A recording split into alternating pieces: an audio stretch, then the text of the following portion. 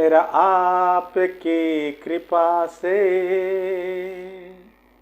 सारे काम हो रहा है, सारे काम हो रहा है। सब करते हो तुम भगवान, मगर मेरा नाम हो रहा है, मेरा नाम हो रहा है। ସବୁ ଆପଣ କରୁଛନ୍ତି ଭଗବାନ, ମୁଁ କିଛି କରୁନାହିଁ। ହେଲେ ସବୁ କାମ ମୋର ଠିକ୍ ଠାକ୍ ହେଉଛି, ମୋ ନାଁ ହେଉଛି ପ୍ରଭୁ, କିନ୍ତୁ ସମସ୍ତ କାମ ଆପଣ କରୁଛନ୍ତି। ଆପଣମାନେ ଦର୍ଶକ ବନ୍ଧୁ ଲକ୍ଷ୍ୟ କରିଥିବେ, ଏ ଥଣ୍ଡା ଦିନ ଆସିଗଲେ ଘିଅ ଆଉ ନଡ଼ିଆ ତେଲ କଠିନ ହୋଇଯାଏ। ଏତେ କଠିନ ହୋଇଯାଏ ଯେ ଆପଣ ଚାହିଁଲେ ବି ଆଙ୍ଗୁଠି ଭର୍ତ୍ତି କରିପାରିବେ ନାହିଁ, ଏତେ ହାର୍ଡ଼ ହୋଇଯାଏ। ସେଇ ଘିଅ, ସେଇ ନଡ଼ିଆ ତେଲକୁ ଯେତେବେଳେ ଆପଣ ଅଗ୍ନି ପାଖକୁ ନେଇଯିବେ ବା ଉତ୍ତାପ ପ୍ରଦାନ କରିବେ, ତାହା କ'ଣ ହୁଏ? ପୁଣି ତରଳ ହୋଇଯାଏ, ସହଜରେ ଆଙ୍ଗୁଠି ପ୍ରବେଶ କରିଯାଏ। ଠିକ୍ ସେମିତି ଜୀବ ବା ଭକ୍ତ ଯେତେବେଳେ ଭଗବାନଙ୍କର ନିକଟବର୍ତ୍ତୀ ହୁଏ, ତା ଅନ୍ତର୍ମନରେ ଯେତେ ମଇଳା ଥାଏ, ଯେତେ ପାପ ଥାଏ, ସବୁ କ'ଣ ହୁଏ? ତରଳିକି ଆପେ ଆପେ ବହିଯାଏ। ଲୋକ ନିଷ୍ପାପୀ ହୋଇଯାଏ, ଲୋକର ଅନ୍ତର୍ମନ ପୁରା କ୍ଲିଅର ହୋଇଯାଏ। ତେଣୁ ଆତ୍ମାକୁ ଯଦି ଆପଣ ପାପମୁକ୍ତ କରିବାକୁ ଚାହୁଁଛନ୍ତି, ତାହେଲେ ଆତ୍ମାକୁ ଭଗବାନଙ୍କ ସହିତ ଯୋଡ଼ନ୍ତୁ ଏବଂ ପାପମୁକ୍ତ କରନ୍ତୁ। ଦୃଢ଼ ସଂକଳ୍ପ ଏଥିପାଇଁ ଦରକାର। ଆପଣ ଜାଣିଥିବେ, ଶ୍ରୀକୃଷ୍ଣଙ୍କ ପିତା ବସୁଦେବଙ୍କୁ ଭଗବାନ ଜେଲରେ ଦର୍ଶନ ଦେଇଥିଲେ। ଯେଉଁ କାରାଗାର, କଂସ ରଖିଥିବା କାରାଗାରରେ ଦର୍ଶନ ଦେଇଥିଲେ ବସୁଦେବଙ୍କୁ। ଭଗବାନ ଆଦେଶ ଦେଇଥିଲେ, ପିତାଜୀ ମୋତେ ଗୋକୁଳରେ ନେଇ ଛାଡ଼ିଦେଇ ଆସ। ଭଗବାନଙ୍କ ଜୀବନକୁ ଯଦି ଆପଣ ଦେଖିବେ, ତାଙ୍କ ଜୀବନ ମଧ୍ୟ ସଂଘର୍ଷପୂର୍ଣ୍ଣ ଥିଲା। ପ୍ରତିଟି ପାଦରେ ଭଗବାନଙ୍କ ପାଇଁ ମଧ୍ୟ ବିପଦ ଅପେକ୍ଷା କରି ରହିଥିଲା। ଆମେ ସାମାନ୍ୟ ବିପଦରେ ଭାଙ୍ଗି ଯାଉଛେ, ଭଗବାନଙ୍କ ଉପରୁ ଭରସା ତୁଟାଇ ଦେଉଛେ। ହେଲେ ଯେଉଁ ଭଗବାନଙ୍କ ଉପରୁ ଭରସା ତୁଟାଇ ଦେଉଛେ, ସେ ଭଗବାନ ଆମ ସମସ୍ତଙ୍କୁ ଏକ ସନ୍ଦେଶ ଦିଅନ୍ତି, ହେ ଭକ୍ତଗଣ, ମୁଁ ତୁମ ଭଗବାନ, ତୁମେ ହେଉଛ ମୋର ଭକ୍ତ। ଥରେ ମୋ ଜୀବନକୁ ଦେଖ, ମୋ ଜୀବନରେ ସଂଘର୍ଷ ନଥିଲେ କି? ଜନ୍ମ ହେଉ ହେଉ ବିପଦ, କ୍ଷଣ କ୍ଷଣକେ ବିପଦ। ନିଜ ମାମୁଁ ମୋତେ ମାରିବାକୁ ପ୍ରୟାସ ଚଲେଇଥିଲା। ସବୁ ପ୍ରକାର ବିପଦକୁ ମୁଁ ସମ୍ମୁଖୀନ କରିଛି। ତେଣୁ ତୁମେମାନେ ଏ ଟିକେ ଟିକେ ବିପଦରେ କାହିଁକି ଭାଙ୍ଗି ପଡ଼ୁଛ? ଭଗବାନ ଆମକୁ ଏ ନିର୍ଦ୍ଦେଶ ଦେଉଛନ୍ତି, ଏ ଉପଦେଶ ଦେଉଛନ୍ତି। ଥରେ କେବଳ ବୁଝିବାର ଅଛି ଆପଣ, ଯେ ଆପଣଙ୍କ ଜୀବନରେ କି ବିପଦ ଆସୁଛି। ଯାହା କୃଷ୍ଣଙ୍କ ଜୀବନରେ ଆସିଥିଲା, ଯାହା ରାମଙ୍କ ଜୀବନରେ ଆସିଥିଲା, ତାର 100 ଭାଗରୁ ବିପତ୍ତି ଆପଣଙ୍କ ଜୀବନରେ ଆସୁଛି କି? ତେଣୁ ବିପତ୍ତି ଉପରେ ଭଗବାନଙ୍କୁ ଜଜ୍ କରନ୍ତୁ ନାହିଁ। ଜୀବନ ଅଛି, ବିପତ୍ତି ଆସିବ। ସେ ଭଗବାନ ସେ ବିପତ୍ତିରୁ ନିଶ୍ଚିତ ଭାବରେ ଆପଣଙ୍କୁ ଉଦ୍ଧାର କରିବେ, ଏଥିରେ ସନ୍ଦେହ ନାହିଁ। ଏତିକି ଭରସା ରଖନ୍ତୁ। ଭଗବାନ ଶ୍ରୀକୃଷ୍ଣ, ଯୋଗେଶ୍ୱର କୃଷ୍ଣ, ଆପଣ ଦେଖିବେ, ଯୋଗେଇ ଯେଉଁ ଭଗବାନ କୃଷ୍ଣଙ୍କ ଜୀବନ ଅତି ସଂଘର୍ଷପୂର୍ଣ୍ଣ ଥିଲା। ପିଲାଟିଏ ଜେଲରେ ଜନ୍ମ ହେଲା। ଆପଣ ଥରେ ଚିନ୍ତା କଲେ, ଆପଣମାନେ, ମୁଁ, ଆମେ କେତେ ଆରାମରେ ଘରେ ହେଉ କିମ୍ବା ମେଡ଼ିକାଲରେ ହେଉ ଆମେ ଜନ୍ମ ହୁଅନ୍ତି, କିନ୍ତୁ ପ୍ରଭୁଙ୍କର ଜନ୍ମ କେଉଁଠି କହିଲେ? କାରାଗାର ଭିତରେ। ସେ କ'ଣ କେଉଁ ଜନ୍ମ ହେବା ଜାଗା? ପ୍ରଭୁ ସେଠି ଜନ୍ମ ହୋଇଥିଲେ। ସେ ବାଳକ ଯେତେବେଳେ ଜାଣିଥିବେ ଯେ ମୋର ଜନ୍ମ କାରାଗାରରେ ଘଟିଛି, ମୁଁ ନର୍ମାଲ ନୁହଁ, ମୋତେ କାରାଗାର ଭିତରେ ଜନ୍ମଲାଭ କରିବାକୁ ପଡ଼ିଛି, କାରଣ ମୋ ପିତାମାତା କାରାଗାରରେ ଥିଲେ। କେତେ କଷ୍ଟ ହୋଇଥିବ ପ୍ରଭୁଙ୍କୁ, କେତେ ଦୁଃଖ ମିଳିଥିବ ତାଙ୍କୁ। ଯେତେବେଳେ ସେ ଶୁଣିଥିବେ ତାଙ୍କ ପିତାମାତାଙ୍କ ଦୁଃଖ କାହାଣୀ, ଜଣେ ଦୁଷ୍ଟ ରାଜା କଂସ जी के पुणी हिसाब रे मामू से कौन करिछि ए कष्ट भगवान को देछि भगवान को पितामाता को देछि ए कथा सुनला परे केते दुख लगी प्रभु को जिते आघात निज लोक ठार लगे ना बेसी कष्टदायक होता है। ये तो हिसाब रे मामू मामू जिते कष्ट दूची भगवान को कौन कष्ट हो न सारा दुनियार दुख हरणकारी प्रभु ताको तो दुख सहवा पड़ी निश्चित। पिता प्रभु कहते मते गोकुल नहीं जातु भगवान वसुदेव को कहते वसुदेव पचार भगवान को यह केमती संभव मो हाथ तो श्रृंखल बेड़ी बंधा जाइए श्रृंखल मो बंधा होने राज कर्मचारी माने जगी बसी कारागार द्वार बंद एमती विपरीत परिस्थिति रे आपण प्रभु मते आदेश करुछंती गोकुल नबाकू यह केमती संभव। यहाँ पर भगवान कहते तुम्हें मते धर यहाँ पर जहाँ हम मु बुझी उठे वसुदेव निज पुओ कृष्ण को जिते कृष्ण को गोटे उठेबा को प्रयास करिसंती वसुदेव हाथ में बंधा जाइछबा बेड़ी आपे आपे खोलिबा आरंभ करिछि पादरू बेड़ी खोली जाइछि एवं पाखरे थिबा टोकई रे भगवान को रखी जेतोळे मुंडरे मुंडेइचंती सेतोळे सांगे सांगे कोन हेछि द्वार खोली जाइछि सिपाही गण सोई पड़िचंती एवं तापरे भगवान को धरी मुंडरे मुंडाई चलवा आरंभ करिसंती वसुदेव। एथुर हमको कौन मेसेज मिले जे भगवान को जदि आपण मुंडरे मुंडाई बुलिले भगवान कर जदि शरणागत नेले शरणागत को आसीगले जेते प्रकार बाधा विघ्न आसिले मध्य से बाधा बंधन आपे आपे खोली जाए बा भगवान से बाधा बंधन को खोली दियंती एवं आपण जानिले आश्चर्य हेबे उछुळा जमुना नदी पाखरे पहुँची जाई वसुदेव जमुना राणी उछुलुचंती बहुत पानी अच्छी जमुना नदी रे पशिचंती वसुदेव जेतोळे पशि जाइचंती जेतोळे एपर्यंत पानी होइची वसुदेव चिंता करिचंती आ पर स्टेप जदि मु पकाइबी हुए तो मु बुड़ी जिबा निश्चित मु बड़ी गले दुख नहीं किंतु मो कृष्णकर किछि न हो मो बालकर किछि न हो तेणु से निजे कहते तोते ही तू ही रक्षा कर मुहित निमित्त मात्र भागवत रे एटा ए कथा आसे तोते ही तू ही रक्षा कर मुहित निमित्त मातर मु तुमको कौन रक्षा करी मु किए मु केवल बाहकटीए हे प्रभु आपण निजे निजको रक्षा करंतु एवं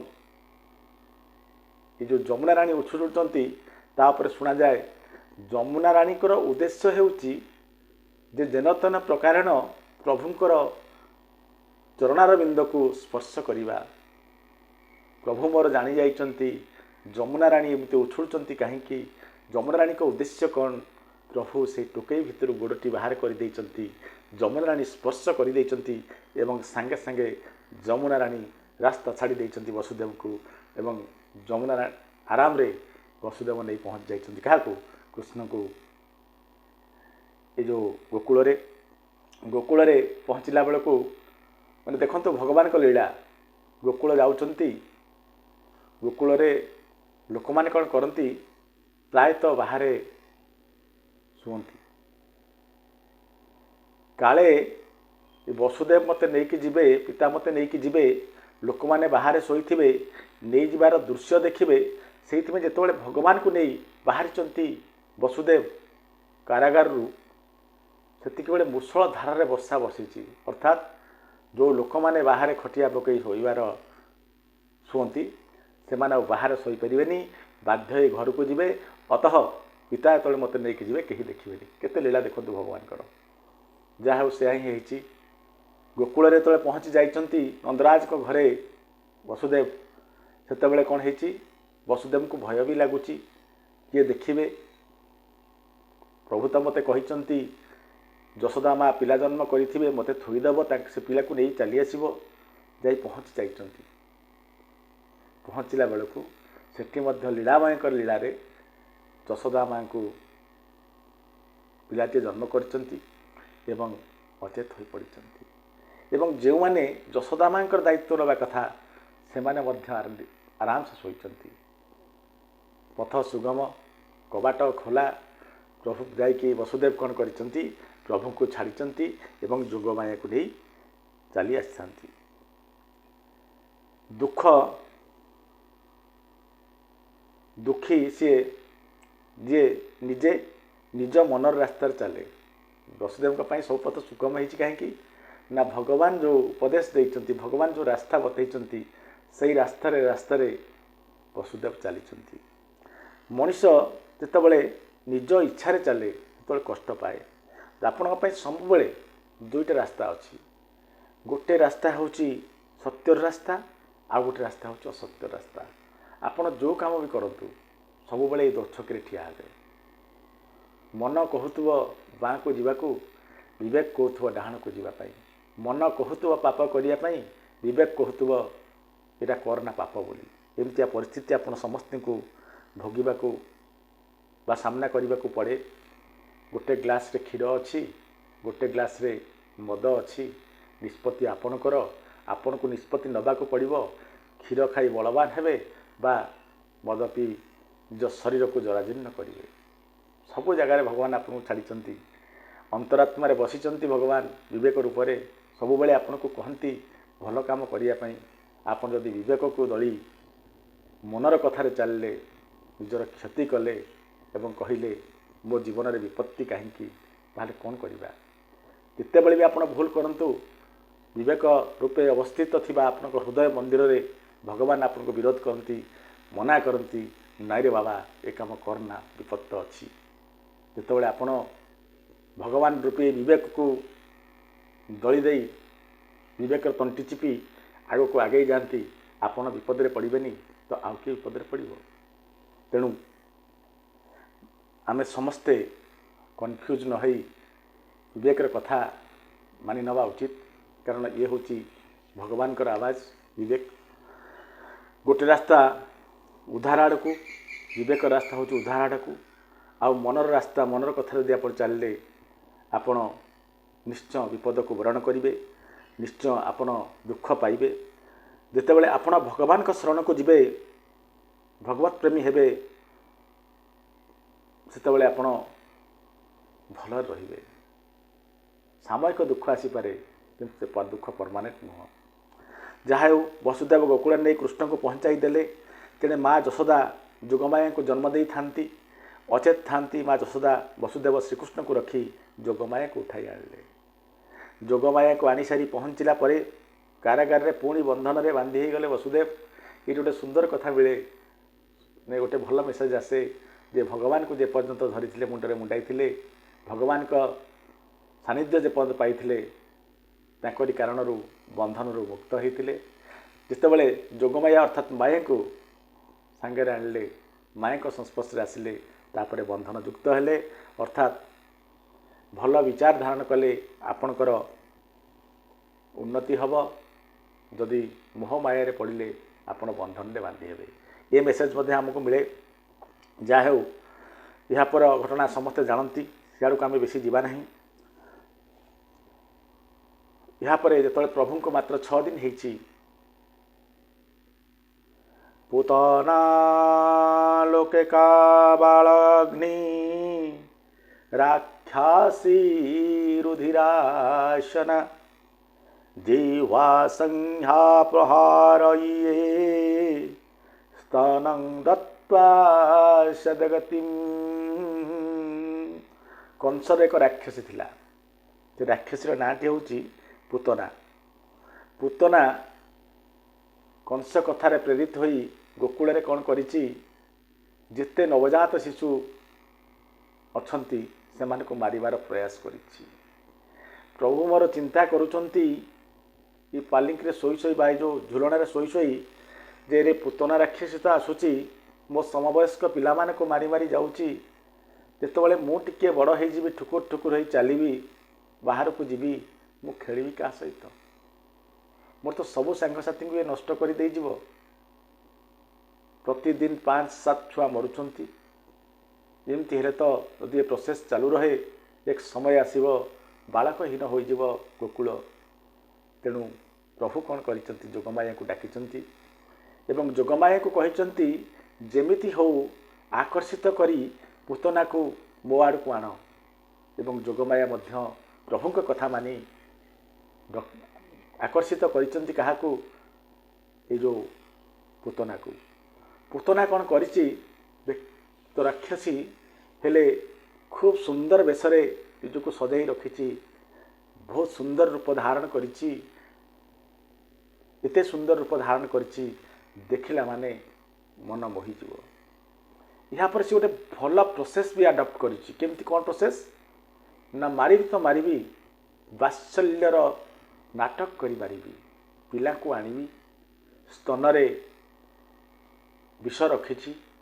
ସେ ବିଷ ସ୍ତନ ପିଆଇବା ବାହାନାରେ ପିଲାମାନେ କ୍ଷୀର ପିଇବେ ଏବଂ ଯେହେତୁ ବିଷ ରଖିଛି କିଏ ସ୍ତନରେ, କିଏ ପୁତନା, ସେମାନେ ମରିଯିବେ। ଏପରି ପ୍ରୋସେସ୍ରେ ସେ ପିଲାଙ୍କୁ ମାରୁଛି। ଭଗବାନ ଶୋଇଛନ୍ତି, ମା ଶୋଇ ଦେଇ ଯାଇ ରୋଷେଇରେ କାମ କରୁଛନ୍ତି। କୃଷ୍ଣ ଶୋଇ ଶୋଇ ଅପେକ୍ଷା କରିଛନ୍ତି ପୁତନାର ଆଗମନକୁ। ପୁତନା ଚାରିଆଡ଼େ ଦେଖିଛି ନାଇଁ ମାହୋଲ ଠିକ୍ ଅଛି, ପାଖ ଆଖରେ କେହି ନାହାନ୍ତି। ଏଇ ହେଉଛି ସୁବର୍ଣ୍ଣ ସୁଯୋଗ। ଲୁଚି ଲୁଚି ଆସି ପ୍ରଭୁଙ୍କୁ ଖପ୍ କରି ଧରି ଦେଇଛି। ପ୍ରଭୁ କ'ଣ କରିଛନ୍ତି? ଜାଣିଶୁଣି ଆଖି ବନ୍ଦ କରିଦେଇଛନ୍ତି। ଜଣେ ପ୍ରଭୁ ଶୋଇନାହାନ୍ତି, ଶୋଇବାର ଅଭିନୟ କରୁଛନ୍ତି। ଜଣେ ପ୍ରଶ୍ନ କରିଛି ଭକ୍ତ ଯେ ପ୍ରଭୁ କ'ଣ ପାଇଁ ପୁତନାକୁ ଚାହିଁ ନାହାନ୍ତି? ତାର କାରଣ ବହୁତ ସୁନ୍ଦର। ଯେ ପ୍ରଭୁ କ'ଣ କହିବା କଥା ଯେ ପ୍ରଭୁ ମୋର କ'ଣ କରନ୍ତି? ସବୁବେଳେ ଭଲ ପାଆନ୍ତି। ଆପଣ ଯେମିତି ସେମିତି ରୂପରେ ପ୍ରଭୁଙ୍କୁ ଭଲ ପାଆନ୍ତୁ। ପ୍ରଭୁ ନିଜେ କହିଛନ୍ତି ଯେ ନିର୍ମଳ ଜନ ମନ ସମୋହି ପାବା, ମୋହି କପଟ ଛଳ ଛିଦ୍ର ନ ଭାବା। ପ୍ରଭୁ କହିଛନ୍ତି ମୋତେ ସେ ଛଳ କପଟ ଭଲ ଲାଗେ ନାହିଁ। ମୋର ସବୁବେଳେ ଦରକାର କ'ଣ? ନିର୍ମଳ ମନ। ପୁତନା କ'ଣ କରିଛି? ନିଜର କୁରୂପକୁ ଲୁଚାଇ ସୁନ୍ଦର ବେଶ ଧାରଣ କରିଛି। ଆରେ ପ୍ରକୃତ ପକ୍ଷରେ ତ ରାକ୍ଷସୀ, ମଣିଷ ପରି ସୁନ୍ଦରୀ, ମଣିଷର ସୁନ୍ଦରୀ ରୂପ ଧାରଣ କରି, ସୁନ୍ଦରୀ ନାରୀର ରୂପ ଧାରଣ କରି ଆସିଛି। ମାରିବାକୁ ଆସିଛି। ମାର ଭୂମିକାରେ ଅଛି, ମାର ଭୂମିକା ଲିଭେଇବାର ପ୍ରୟାସ କରୁଛି। ମନରେ ଗୋଟେ କଥା, ଉପରକୁ ଦେଖୁଛି ଆଉ ଗୋଟେ କଥା। ଏ କଥା ପ୍ରଭୁଙ୍କୁ ଭଲ ଲାଗିନାହିଁ। ତେଣୁ ପ୍ରଭୁ କ'ଣ କରିଛନ୍ତି? ଆଖି ବନ୍ଦ କରିଦେଇଛନ୍ତି। ପୁତନା ନେଇଯାଇଛି ମାରିବାକୁ କାହାକୁ? ପ୍ରଭୁଙ୍କୁ। ଗୋବିନ୍ଦକୁ ନେଇଯାଇ ଯେତେବେଳେ ନିର୍ଜନ ଜାଗାରେ ବସି ସ୍ତନପାନ କରାଇଛି, ପ୍ରଭୁ କ'ଣ କରିଛନ୍ତି? ଏ ସ୍ତନପାନ କରିବା ଆଳରେ ପୁତନାର ଜୀବନକୁ ଶୋଷିବା ଆରମ୍ଭ କରିଛନ୍ତି। କଷ୍ଟ ପାଉଛି ପୁତନା, ଛଟପଟ ହେଉଛି, କୃଷ୍ଣକୁ ନିଜ ପାଖରୁ ପେରିଦେବାକୁ ଚେଷ୍ଟା କରୁଛି। ହେଲେ କୃଷ୍ଣ କହୁଛନ୍ତି, କୃଷ୍ଣ ଛାଡ଼ୁନାହାନ୍ତି। କୃଷ୍ଣ କହିବାକୁ ଚାହୁଁଛନ୍ତି ଯେ ମୁଁ ସହଜରେ କାହାକୁ ଧରେ ନାହିଁ ଏବଂ ଯାହାକୁ ଥରେ ଧରେ ତାକୁ ସହଜରେ ଛାଡ଼େ ନାହିଁ। ଏଠି ଧରିବା ବ୍ୟବସ୍ଥା ଅଛି, ଛାଡ଼ିବା ବ୍ୟବସ୍ଥା ନାହିଁ। ଯାହା ହେଉ ଶେଷରେ ପୁତନାର ମୃତ୍ୟୁ ଘଟିଛି। ପ୍ରଭୁ ମୋର ଏତେ ଦୟାଳୁ ଯେ ପୁତନାର ସିନା ମୃତ୍ୟୁ ଘଟିଛି, କିନ୍ତୁ ପୁତନାକୁ ନିଜର ସ୍ୱଧାମ ବୈକୁଣ୍ଠକୁ ପଠାଇଛନ୍ତି। ମାରିବାକୁ ଆସିଥିଲା ଜଣେ ରାକ୍ଷସୀ, ତାକୁ ବୈକୁଣ୍ଠ ଦେଇଦେଇଛନ୍ତି ପ୍ରଭୁ। କେତେ ଦୟାବାନ ଜାଣନ୍ତୁ। ଭକ୍ତ ପ୍ରଶ୍ନ କରିଛନ୍ତି ଯେ ଏମିତି କି ଗୁଣ ଦେଖିଲେ ପ୍ରଭୁ ପୁତନାଠାରେ ଯେ ତାକୁ ପଠାଇଦେଲେ ବୈକୁଣ୍ଠ? ପ୍ରଭୁ ମୋର କହିବାକୁ ଚାହୁଁଛନ୍ତି ପୁତନା ମାରିବାକୁ ଆସିଥିଲା ଏକଥା ସତ, ତା ମନରେ ପାପ ଥିଲା ଏକଥା ସତ, ହେଲେ ମା ରୂପେ କ୍ଷୀର ତ ପିଆଇଛି। କ୍ଷୀର ଥରେ ଯାହାଠାରୁ ପିଆଗଲା ସେ ମା ସହିତ ସମାନ। ସେଇଥିପାଇଁ ତ ଯେହେତୁ ଗୋରୁ ଗାଈଙ୍କ କ୍ଷୀର ଆମେ ଖାଉଛେ, ଗାଈଙ୍କୁ ମାର ଦର୍ଜା ଦିଆହେଇଛି, ଗାଈଙ୍କୁ କୁହାଯାଉଛି ଗୋମାତା ବୋଲି। ଯେହେତୁ ଏ ମୋର ମା, ମା ରୂପେ ମୁଁ ଏହାଠାରୁ କ୍ଷୀର ପିଇଛି, ତେଣୁ ଆର ସ୍ଥାନ ଏଠି ନୁହଁ ବୈକୁଣ୍ଠରେ। ପ୍ରଭୁଙ୍କର ଦୟାକୁ ଦେଖନ୍ତୁ। ଏହାପରେ ପ୍ରଭୁଙ୍କୁ ଆମେ ଆମର ଯେଉଁ ଆଲୋଚନା ଅଛି ଯେ ଭକ୍ତ ଭଗବାନ, ଭଗବାନଙ୍କୁ କେଉଁ ପ୍ରକାର ଭକ୍ତ ଭଲ ଲାଗନ୍ତି ଆମେ ଜାଣିଲେ ଯେ ଭକ୍ତ ଭଗବାନ ଭିତରେ କେଉଁ ଭକ୍ତକୁ ଭଗବାନ ବେଶୀ ଭଲ ପାଆନ୍ତି? ଯେଉଁ ଭକ୍ତ ନିଶ୍ଚଳିଆ ହେଇଥାଏ, ଛଳ କପଟ ନଥାଏ, ସହଜ ଥାଏ, ସହଜରେ ଭଗବାନଙ୍କୁ ଗ୍ରହଣ କରେ। ଆମର ଗୋଟେ ଅସୁବିଧା କ'ଣ ହେଉଛି, ଆମେ ଭଗବାନଙ୍କୁ ରଖିଦେଉଛନ୍ତି ମନ୍ଦିରରେ, ଦିନରେ 3 ଥର ଖାଉଛେ ଆମେ, ଭଗବାନଙ୍କୁ ଥରେ ପକାଇଦେଲେ ସେଇଥିରେ ଭଗବାନଙ୍କୁ ଦିନସାରା ରହିବାକୁ ପଡ଼ିବ। ଯଦି ନିଜର ଭାବୁଛନ୍ତି ଆପଣ ଯେତେ ଥର ଖାଉଛନ୍ତି ଭଗବାନଙ୍କୁ କ'ଣ ଦେଇହେବନି? ଖରାଦିନ ଆସିଲା, ନିଜେ ଫ୍ୟାନ୍ ଦେଇ ଶୋଉଛନ୍ତି, କେବେ ଚିନ୍ତା କରିଛନ୍ତି ଠାକୁର ଘରେ ଭଗବାନଙ୍କୁ ଗରମ ହେଉଥିବ କି ନାହିଁ? ଶୀତ ଆସିଲା, ନିଜେ ଘୋଡ଼େଇ ଘାଡ଼େଇ ହେଇଯାଉଛନ୍ତି, ଭଗବାନଙ୍କ ପାଇଁ କିଛି ବ୍ୟବସ୍ଥା କରିଛନ୍ତି କି? ଅତଃ ଆମେ ଠାକୁର ଘରେ ଠାକୁରଙ୍କୁ ରଖିଛେ, କିନ୍ତୁ ଠାକୁରଙ୍କର ଦାୟିତ୍ୱ ନେବାକୁ ଆମେ ଚାହୁଁନାହିଁ। ଏମିତି ପରିସ୍ଥିତିରେ ଭଗବାନ ଆମକୁ କେମିତି ଭଲ ପାଇବେ? ଦ୍ୱିତୀୟ କଥା ହେଉଛି, ପୂଜା ଆସିଲା, ଆପଣ ପିଲାଙ୍କ ପାଇଁ ଡ୍ରେସ୍ ନେଇ ଆସୁଛନ୍ତି, କେବେ ଠାକୁରଙ୍କ କଥା ଚିନ୍ତା କରିଛନ୍ତି? ବାହାରକୁ ଯାଇଛନ୍ତି, ନିଜର ପୁଅ ଝିଅଙ୍କ ପାଇଁ ବିଭିନ୍ନ ପ୍ରକାର ଖାଦ୍ୟ ସାମଗ୍ରୀ ଆଣୁଛନ୍ତି, ସେତେବେଳେ ଭଗବାନ କ'ଣ ଖାଇବେ କେବେ ଚିନ୍ତା କରିଛନ୍ତି? ନାଇଁ ନା। ତାପରେ ବି ଆପଣ କହୁଛନ୍ତି ଭଗବାନ କାହିଁକି ଆମକୁ ଭଲ ପାଉନାହାନ୍ତି? ଭଗବାନଙ୍କୁ ଆପଣ ନିଜର କଲେ ନିଶ୍ଚିତ ଭାବରେ ଭଗବାନ ଆପଣଙ୍କୁ ଭଲ ପାଇବେ, ଆପଣଙ୍କ ସାମ୍ନାରେ ପ୍ରକଟ ହେବେ, ଆପଣଙ୍କୁ ଆହୁରି ନିଜର କରିବାକୁ ପ୍ରଚେଷ୍ଟା କରିବେ ଭଗବାନ। ନିର୍ମଳ ହୃଦୟ ଥିବା ଲୋକ କେମିତି ଭଗବାନଙ୍କୁ ପାଆନ୍ତି ଚାଲନ୍ତୁ ଆମେ ଦେଖିବା।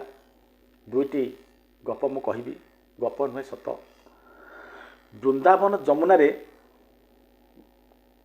ବୃନ୍ଦାବନରେ ଯମୁନା ସେପଟେ 2 ଜଣ ସ୍ତ୍ରୀ ଲୋକ ରହୁଥିଲେ। ଜଣକ ନାଁ ମଙ୍ଗଳା, ଜଣକ ନାଁ ସୁମଙ୍ଗଳା।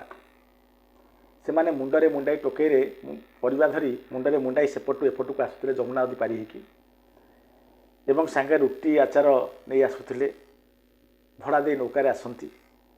ସେମାନେ ନା କୃଷ୍ଣଙ୍କ ନାଁ ଶୁଣିଥିଲେ, ନା ଭକ୍ତି କିଛି ଜାଣିଥିଲେ। ସେମାନେ ଭକ୍ତି କିଛି ମନ ନଥିଲା, କେବଳ ପେଟ ପୋଷିବ ଥିଲେ ଏଇ ଯେଉଁ ପରିବା ବେପାର କରି। ତାଙ୍କ କାମ ହେଲା କେମିତି ପରିବା ବିକିବୁ। ବୃନ୍ଦାବନକୁ ଆସୁଥିଲେ ଯମୁନା ନଦୀ ଆରପଟୁ, ଉଦ୍ଦେଶ୍ୟ ହେଉଛି ପରିବା ବିକିବୁ, ଯାହା ପଇସା ହେଲା ଚଳିବୁ। ମାତ୍ର ପୁରା ସହଜ ସରଳ ଥିଲେ ଏମାନେ, ମିଛ କପଟ ଏମାନଙ୍କୁ ମାଲୁମ ନଥିଲା। ସେମାନେ ସତ୍ୟ ପଥର ପଥିକ ଥିଲେ, ସବୁବେଳେ ସତ କଥା କହୁଥିଲେ, ମିଛ ପିଛ ଏମାନଙ୍କୁ ଭଲ ଲାଗେ ନାହିଁ। ଦିନେ ମଙ୍ଗଳାକୁ କହିଲା, ମଙ୍ଗଳା ସୁମଙ୍ଗଳା କଥା ହେଉଛନ୍ତି ଯେ ବୃନ୍ଦାବନ ଆମେ ଆସିଥିଲେ ପରିବା ବିକିବାକୁ, ହେଲେ ଆଜି ଦିନେ କ'ଣ ହେଇଛି, ଶୀଘ୍ର ପରିବା ବିକ୍ରି ସରିଯାଇଛି। ସେମାନେ କଥା ହେଉଛନ୍ତି, ଆମେ ତ ସବୁଦିନ ଆସୁଛନ୍ତି ଏଠି ପରିବା ବିକିବାକୁ, ଆଜି ତ ବହୁତ ଶୀଘ୍ର ସରିଗଲା, ଏବେ କ'ଣ କରିବା? ଶୀଘ୍ର ପରିବା ବିକ୍ରି ସରିଗଲା। ସେମାନେ ଯିବାକୁ ବାହାରିଛନ୍ତି କେଉଁଠିକି, ଯମୁନା ନଦୀ ପାରି ହେଇ କେଉଁଠିକି ଆରପଟକୁ। ସେ ଶୁଣିଲେ ଗୋଟେ ଜାଗାରେ ଜଣେ ମହାତ୍ମା କ'ଣ କରୁଛନ୍ତି, ପ୍ରବଚନ କରୁଛନ୍ତି। 2 ଜଣ ଯାକ ଦେଖିଲେ ସମୟ ହାତରେ ଅଛି, ଟିକେ ବସିଯାଇ ପ୍ରବଚନ ଶୁଣିବା। 2 ଜଣ ଯାକ ଶ୍ରଦ୍ଧା ସହକାରେ ଗୁରୁଜୀ ଯାହା ଯାହା କହୁଥିଲେ ତାକୁ ଶୁଣୁଥିଲେ। ଏମାନେ ଜୀବନରେ କେବେ ପ୍ରବଚନ ଶୁଣନ୍ତିନି, ଆଜି ପ୍ରଥମ କରି ଯାଇଛନ୍ତି। ଗୁରୁଜୀ କହୁଥିଲେ ଯିଏ ଭଗବାନଙ୍କୁ ପ୍ରେମ କରିନାହାନ୍ତି ତାଙ୍କ ଜୀବନ ବେକାର। ଯାହାଙ୍କ ପ୍ରେମ କୃଷ୍ଣଚରଣ ନାହିଁ ତା ଜୀବନ ବେକାର। ଯିଏ କୃଷ୍ଣକୁ ଦେଖିନି ସେ କ'ଣ ପାଇଛି? ଭଗବାନଙ୍କୁ ପ୍ରାପ୍ତ କରିବା ହେଉଛି ମାନବ ଜନ୍ମର ସାର୍ଥକତା। ତୁମେମାନେ ଜାଣ ତୁମର ଜନ୍ମ ଏ ଧରାରେ କାହିଁକି ହୋଇଛି? ଭଗବାନଙ୍କୁ ପାଇବାକୁ ଖୋଜିବାକୁ ଆସିଛ। ମାତ୍ର ତୁମେମାନେ ଏଠାରେ ଧନ ଉପାର୍ଜନ କରିବାରେ ମାତିଛ। पैसा एकाठी कर लगिछ, जीवन मूल उद्देश्य भूली जाऊछ। एक कहते गुरुदेव। गुरुंकर एक कहूबार शुणी मंगला सुमंगला भावी जे आम तो ठीक बेपार करने को आसुचु।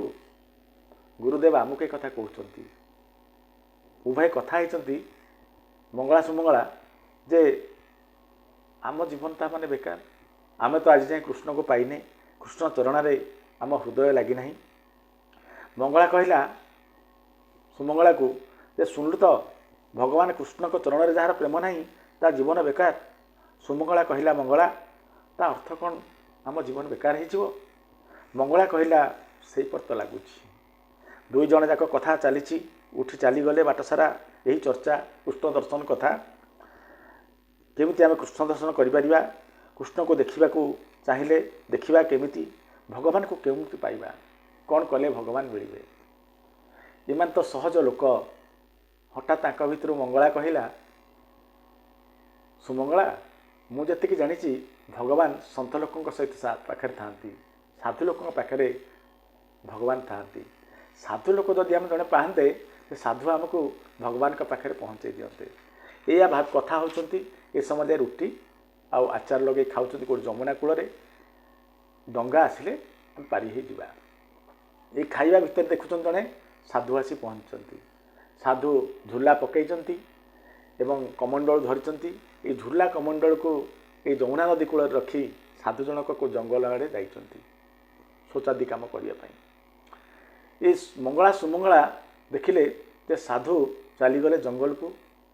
साधु तांका बेग पटा बेग बस्तानी तांका जो रखिथिले ताको एठी रखिदे जाइचंती।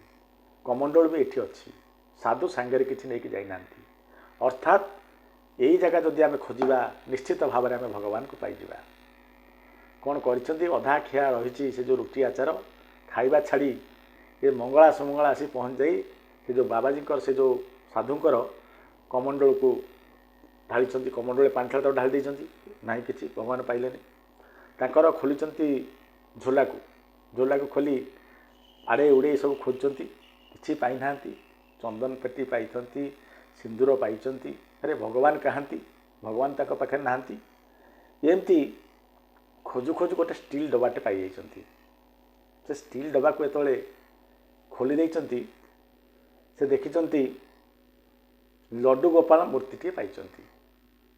लड्डू गोपाल मूर्ति जेतले पाइछंती उभय कांदिबा आरंभ करछंती। जा हेउ आमको भगवान मिलीगले, भगवान आमको मिलीगले। एमती भावुचंती। मंगला कहला सुमंगला तू देखुचु से साधु जनक केडे बेईमान लोक। ये डबा भितरे जगतर कर्ता को से पुरे देइछि। ठाकुर तो केबे निज इच्छा रे डबा भितरे पशि नथिबे। सबु ए साधुर नाटक। साधु निश्चित भाव में भगवान को डरे धमकई आ भितरे रखिछि।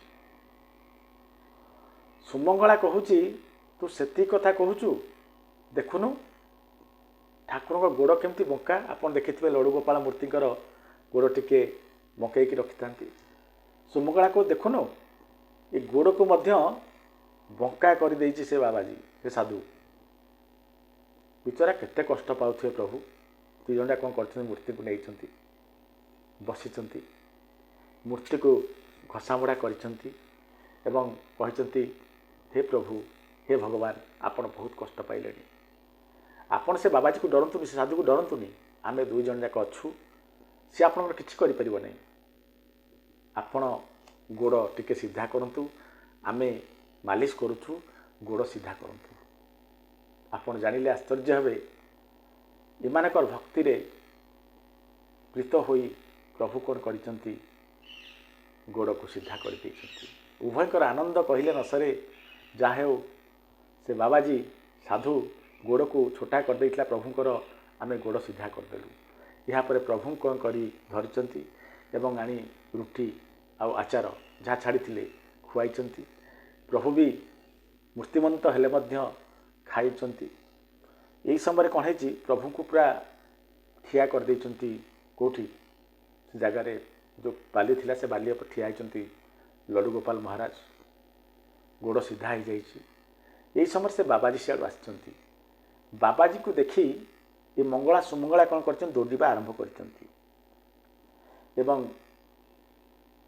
काले बाबाजी पार्टी करेंगे भगवान सुन ठिया करदे पलि आसिक साधु जनक सब वस्त्र देखी सब झोला अस्तव्यस्त हो पड़ी अस्तव्यस्त झोला को बाहर कर अरे कौन नेले मोर तो किसी ना मैंने कि चोरी करुले एठू देखले ठाकुर नहांती तो ठाकुर नहांती भारी व्यस्त हो जाती ये साधु जनक खोजी खोजी शेष में पाई जाती प्रभु को समान प्रभु मात्र फरक हो लड्डू गोपाल मूर्ति थे गोड़ बेंड थिला पूरा सीधा ठिया होती बालुका उपरे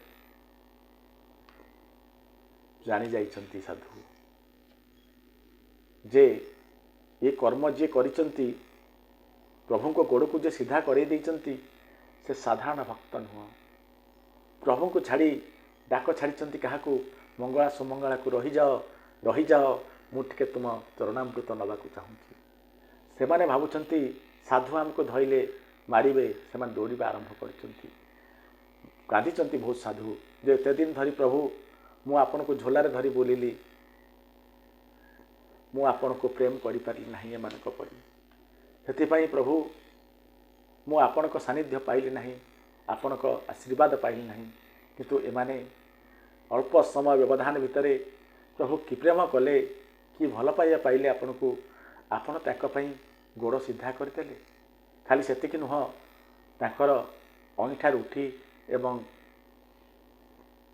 आचार को मध्य खाईगले कांदी साधु या पर साधु चिंतन करिसंती जे मो भी एमानक परी ठाकुर को प्रेम करने दरकार सरलता सहित या पर यही मंगला सुमंगला कौन कर चलीगले से दिन डरिकी तापरे पुणी ताकर बेपार कले जमुना नदी सेपटू आसी एपटे वृंदावन बेपार करती एमती किछ दिन पर जड़े साधु प्रवचन दौरान जे भगवान को जे अंतर्मन भजिब राधेकृष्ण जपिब भवसागर पारि एमाने टिके अन्यमनस्क थिले भवसागर सुविने को भवसागर अर्थ तो एमाने बुझंती नहीं एमाने सागर पारि हेजिबो बोली भाबिचंती मंगला सुमंगला उठी कथा होचंती ए साधुक कथा यदि सत होता है ताले आमे जो सबुदिन नौकार पैसा दे जीवासवा करुचे आमर जीवासवा करवा नौकार जीवासवा करे दरकार नहीं राधेकृष्ण नाम जप एवं जमुना पारि हेजिबा जपिबा एवं जमुना पारि होबा एमाने कौन कले एमाने एकनिष्ठ भाव में राधाकृष्ण नाम जपिबा को आरंभ कले नदी पाखक आसिले ता परदिन किसी चिंता नहीं किसी दक नहीं भल रकम जानिचंती नदी उपरे आमको चली चली जीवाक पड़िबो राधाकृष्ण नाम जपिबा एवं से राधाकृष्ण ही आमको एपटू सेपट को पहुँचेबे एपरी भाव नहीं मंगला सुमंगला दी जन जाक गले आउ नौका बाटे आसिले नहीं अन्य एक घाट दे सीधा पानी उपर चली चली आसिले ये कथा कहीं जानती नहीं दिने सुमंगला कहला मंगला को तेरे मंगला आमे केते पैसा कहलु नौकार दौले ये साधुक पाई तो आज आमे बिना पैसा रे जमुना नदी पारि हो जाऊे तेणु साधु जड़े महान साधु कारण तो आमर अनेक पैसा बंचीगला जीवासवा खर्च तेणु गोटे कम कर डाकी आण से घर को आसतु निमंत्रण करके आणे मुझे खाया पीवा करुच्ची आम दिजा कौन करिया किसी पैसा दबा संतुष्ट करवा यापर सुमंगला कौन कर घरे रोषेबास कर ठाकुर जो गुरु को जहाँ गोटे कथा शुणी मंगला जाइए निमंत्रण करने को साधु को बा से जो गुरु को मंगला जाई पहुँची समस्त कथा कही जे आमे चाहूँ आपण दयाकरी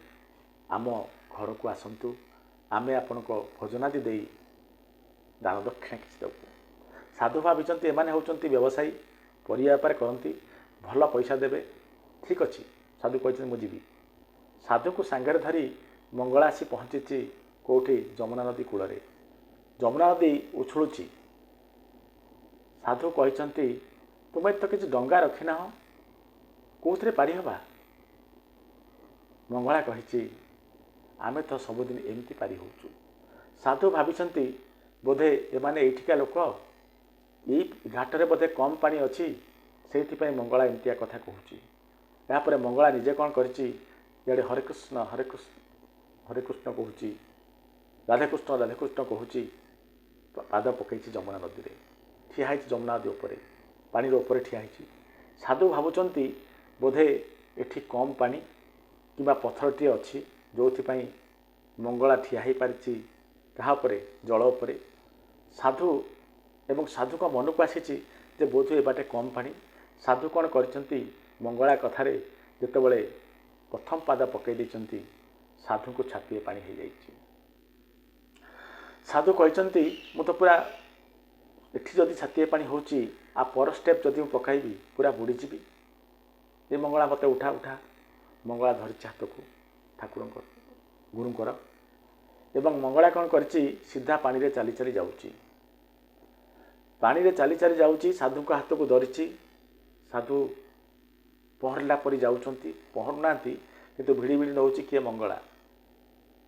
साधु मने मने भावुंट ये समय चिंतन आसुची जड़े साधारण मनीष पानी चलवा संभव नुह। अच्छा ये जो मंगला मत धरी ये मनीष तो को भूतनी प्रेतनी नुह तो।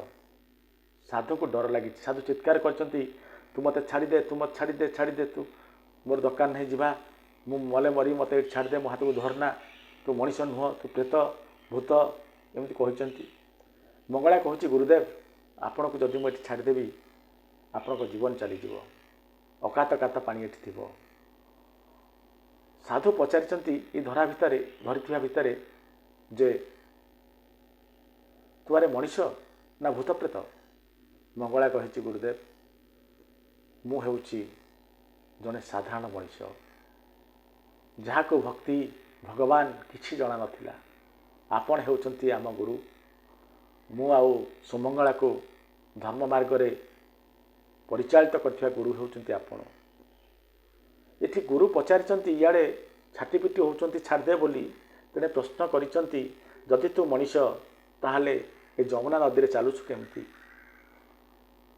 मंगला कहिछि यह आपणक दया आपण कहिथिले ना राधाकृष्ण नाम जप कले आपण तुमे सागर पारी हो जीव। आमे चिंता कलु जदि सागर पारी हो जीव गुरु कहते भव सागर ये कौन सागर पारी हो जीव। आमे चिंता कलु सागर अर्थ समुद्र जदि समुद्र पारी हो जीव ताले जमुना नदी कहीं पारी हबानी। आमे हरे कृष्ण आमे राधाकृष्ण का नाम जपुचु हृदय सहित से राधाकृष्ण ही आमको नदी पारी कर नाम जपिकी मु चली चली जमुना नदी पारी हो पारुछु। इतक समय रे पहुँच जाई से कूल गुरु सांगे सांग मंगलार श्रीचरण रे पड़ जाइछंती जे मंगला तू होचु प्रकृत रे मोर गुरु। आमे समस्ते कहूचु जे भगवान का नाम जपिले भव सागर रु पारी हो जीव। तू बुझिलु भगवान का नाम जपिले सागर पारी हो जीव एवं जमुना केते बाट। जाहु से भक्ति एक कथा को दृढ़ विश्वास करी आमे कहिथिबा कथा को दृढ़ विश्वास करी भगवान को तू एभली भाव रे डाकिलु एभली भाव रे भगवान को ऊपर भरोसा रखी तू जमुना नदी रे पाद पकाइलु जे तू जमुना नदी को पारी हो गलु। किंतु आमे सिना कहूचु किंतु प्रकृत पक्षर एक कथा को विश्वास करि पारु नाहु जे भगवान आमको पारी कर दे बोली। सेति पई तो आमे पाद तो पड़ी जाउछु। तेणु प्रकृत गुरु होचु तू। यापर सुमंगला मध्य खोजी खोजी आसी पहुँची। सुमंगला मध्य सुमंगला एवं मंगला दुई जन गोड़ तले गुरु पड़िछंती एवं गुरु मने मने भावुचंती एते तप एते जप एते कला परे ये विश्वास टिकक नहीं बोली आम पाखरे आमे जमुना नदी को राधाकृष्ण नाम कही जपी पारुनु। किंतु एमाने निष्पापी हृदय एमाने को मनरे मिलावट नहीं एमाने विश्वास कर नहीं जे राधाकृष्ण नाम जपिले जमुना नदी मध्य चली चली पारी करा जाई पारे। सेइथिपई तो ये एते सहजरे जमुना नदी को पारी हो पारुछंती। हे भगवान आमको सेमती मते सेमती निष्कपट कर दियंतु मते सेमती छल कपट दूर रखंतु मोर आपणक उपरे दृढ़ विश्वास आसू एवं मु आपणकर सानिध्य पाए गुरुदेव कथा कहते एवं भगवान को प्रकृत रे ये सरलिया भक्त जो भक्त केबे कौनसी फिर मन दुख करे ना परिस्थिति सहित जमती परिस्थिति खुश रहे कि भगवान को पाखे निजक समर्पित करे ये भाया भक्त भगवान अति प्रिय होता ये मंगला सुमंगला भली जदि आप प्रकृत में भगवान को समर्पित देले भगवान को विश्वास रखिले ताले भगवान को पाइबा केते बाट तेणु यही भक्त ही भगवान को अति प्रिय होता आशा कर दर्शक बंधु आज कथा निश्चित भाव में आपण प्रेरणा जोगाइब आगामी वीडियो पुनः देखा से पर्यंत रोची नमस्कार।